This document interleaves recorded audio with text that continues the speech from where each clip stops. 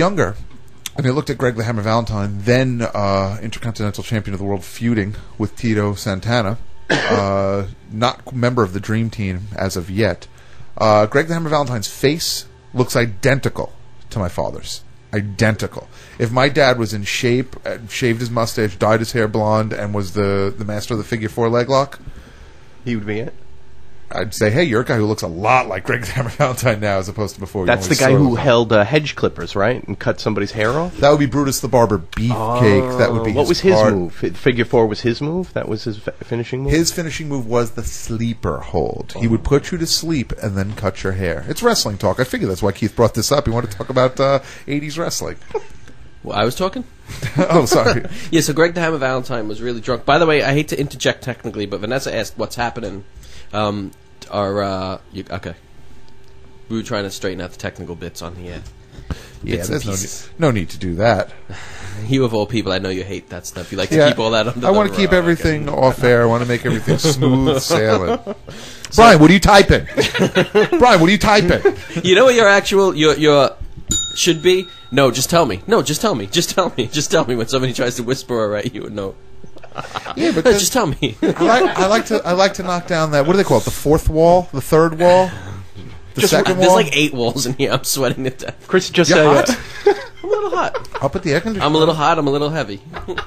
I might go so far as to say I'm freezing right now. So anyway, I'm also wearing short pants and I'm in front of a window. So Greg the Hammer Valentine was leaving as we got there. Brutus Beefcake was leaving.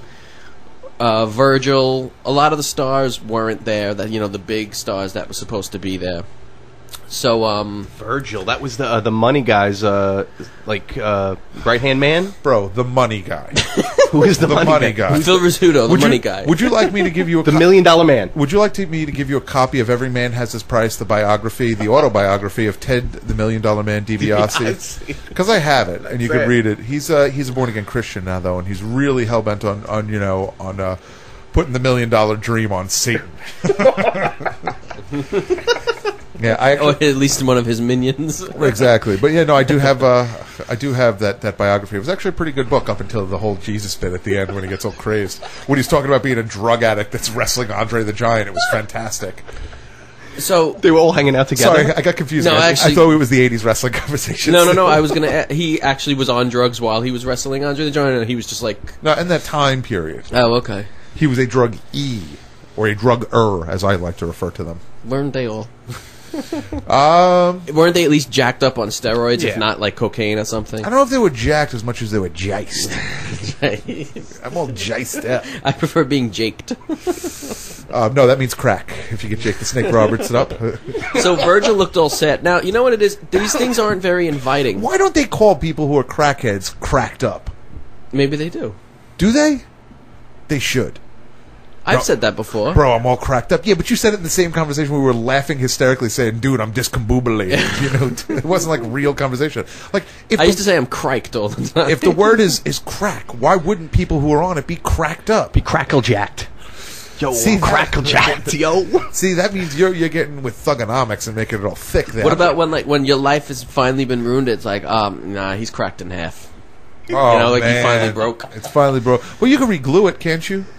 Yeah, it's called rehab. Right, exactly. So, cracked... yeah, I guess. Damn it. All right, sorry. So, back to 80s wrestling. You like Tito Santana better than Ricky Steamboat, or...? No.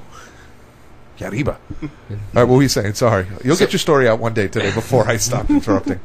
So, the whole thing isn't very inviting to talk to these people because they have, like, an agent or a manager sitting next to them and a sign saying, like, autograph and picture $30 or $50, so...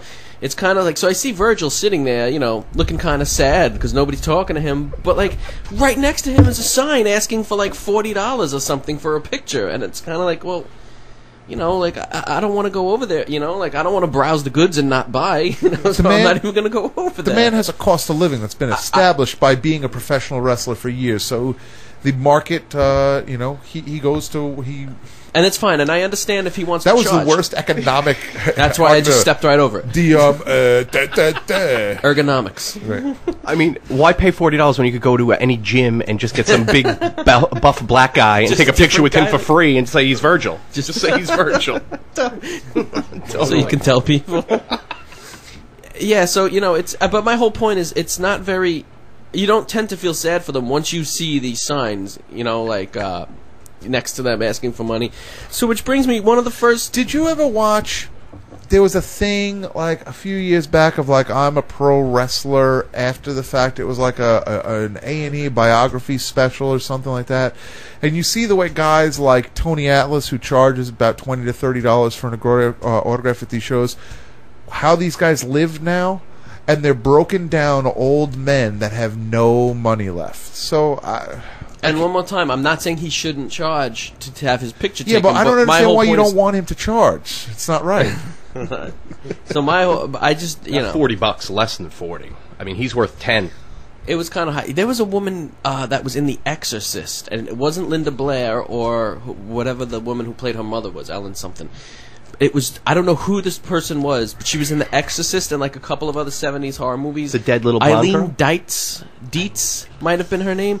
She was charging $50 for an autograph. Didn't you marry her? Yes. Okay, But that's so- over. That's been over for Sorry. a while. Her and Watson started up their own cold cut business, so.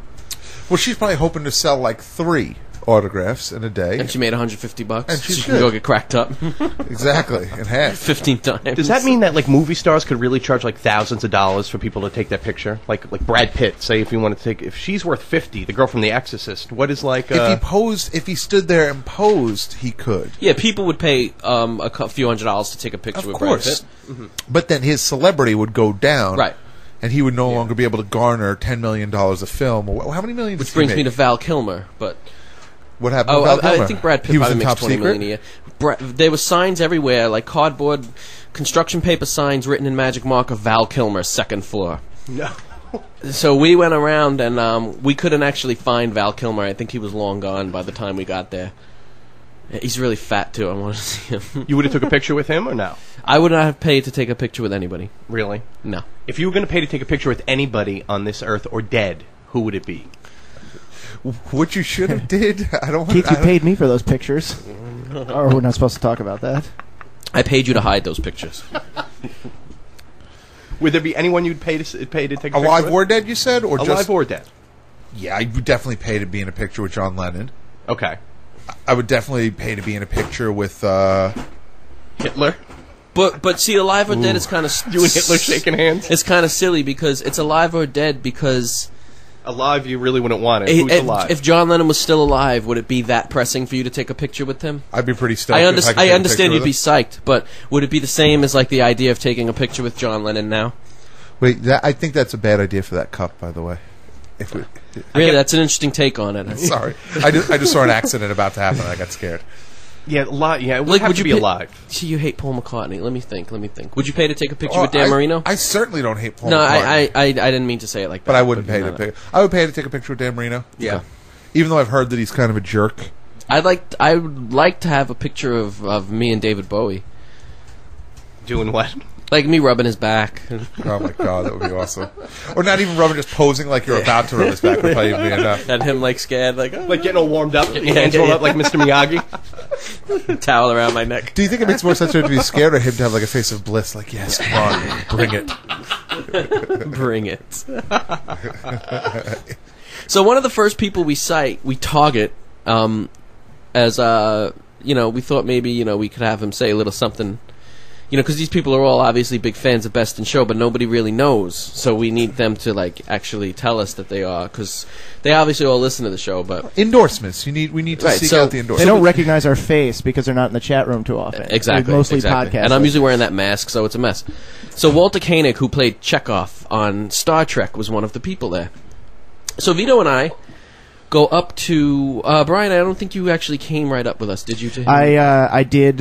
Yes, I did. Oh, you come did? right- Okay. I mingled in the background. I tried to look as I tried to blend in with the table, and the chair, and the rug. I got the impression that Brian and my wife, who was there with us, like threw us under a bus and like, go ahead, guys, enjoy. But I guess he was right behind us. Was Vito really in his element? Like when he walked through those doors, Oh, did Vito he is a change? popular He's a guy at rock Comic star, Con. He is a I'm telling ridiculously you. popular guy at the Comic Con. What do you mean? Like people know him? Hey, Vito! Like, only yeah, do they dudes know doing him- signings, doing sketches for people, like calling out to Vito. You know, It's not like they know him. Things stop for Vito. He walks in, and That people is like right. people purchasing stuff stop the money transaction, and hey, Vito's here, and they gotta shake his hand and talk to him.